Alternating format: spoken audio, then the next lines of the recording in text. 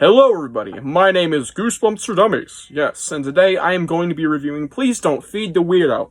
I mean, please do not feed the weirdo. But for the sake of my mind, I'm going to say please don't feed the weirdo, but no, it is do not feed the weirdo. But yeah, please don't feed the weirdo. This is the fourth slap-year-old book, and is actually quite unpopular. Not because it's bad or anything, but outside of the initial talk about it and the very, few reviews that we have for it online, it never gets brought up out of that, which is sad. So yeah, let's just dive into this review. And now for the blurb. This is Slappy's world. Yoni's screaming it, oh! Jordan Kepler is looking forward to a nice, quiet day at Carnival World. Very inspired name. He may not love the scary rides like his sister Carla does, but he'll still go on them with her. But Jordan and Carla are about to experience something much more terrifying. There's a boy in a cage hidden away in a secret part of the park, and he's begging for some food. The sign next to him says, "Please do not feed the weirdo." What harm could it do, though?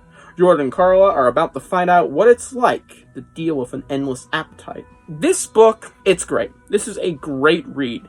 Yeah, a slept-on read, and it's really only known for being one of the early slap-year-olds, and its cover art being kind of like Sully from Monsters, Inc. trapped in a box.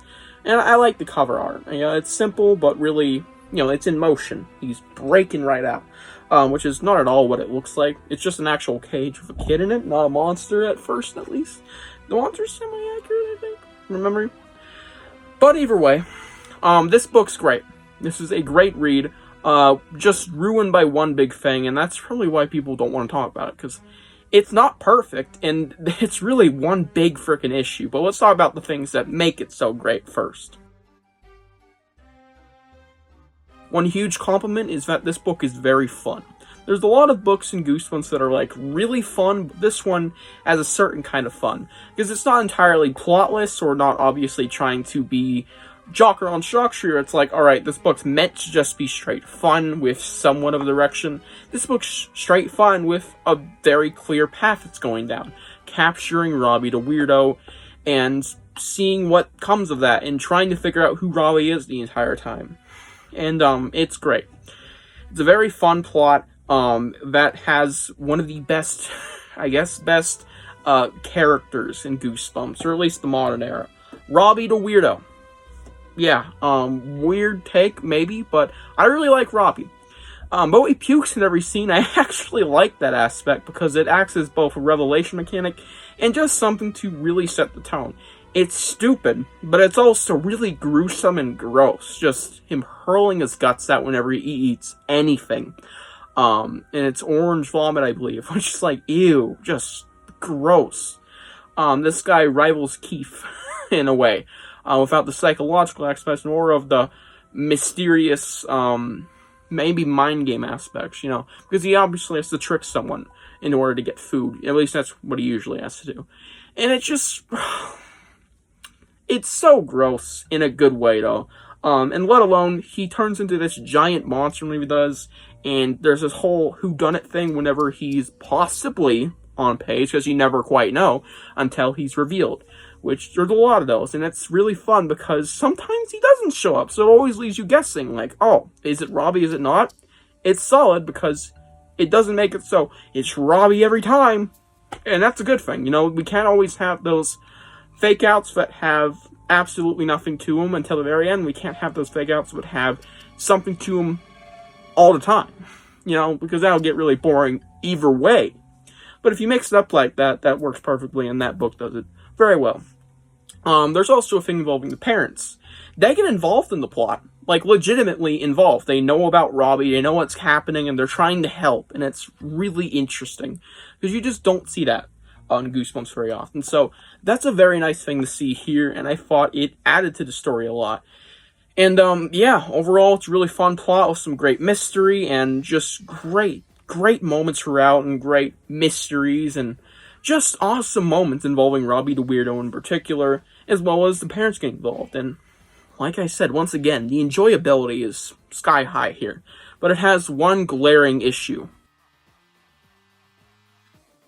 The ending. Now, there's a few things building up to that involving the climax that are kind of useless, and there's scenes throughout the book that don't add much. Getting past those now.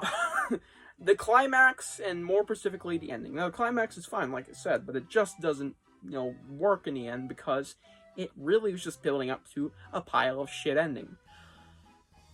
That ending, well, let's just say it has a giant lack of payoff because we never capture Robbie, and it basically just ends off with, we'll get him next time. Eventually, they'll eventually find out I'm not Robbie the weirdo when I... Yeah. Really? Basically, Robbie gets away, scot-free, and we're just left to assume that maybe they got him, maybe they didn't. We're building up this whole book to basically leave off feeling like we're halfway done with the story.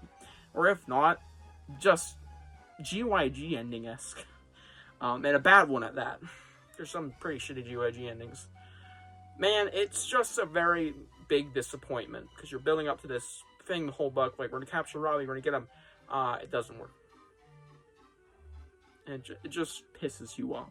So yeah, very, very bad ending. Genuinely terrible. Let's move on to my rating. I give this book a 9 out of 10. Yeah, it's very good. It had a few smaller issues, and then the giant, blatantly horrible ending. I can forgive issues, honestly. Just the ending alone is just... Really? And then that climax being useless? Really? It just doesn't work. It really doesn't work. But even, moving past that, or before that, that's the ending. It's really good. It's a really good read all the way through. Almost all the way through, except for, the final few pages. It's very fun. It's got a great villain / character. Cause he's barely a villain. He's just like hey, I'm Robbie. I hate my life. Give me food. I'm hungry. We're also kind of an asshole. And there's some clever scenes, some clever trickery, and some genuinely intriguing ideas here. It's super nice, and it's a very fun time. Yeah. I really like Please Do Not Feed the Weirdo. Hope you guys enjoyed this book review, and tell me what you think about Please Do Not Feed the Weirdo down below. I'm surprisingly saying the title right instead of don't. I'm saying do not. And I'll see you guys in the next one. Bye.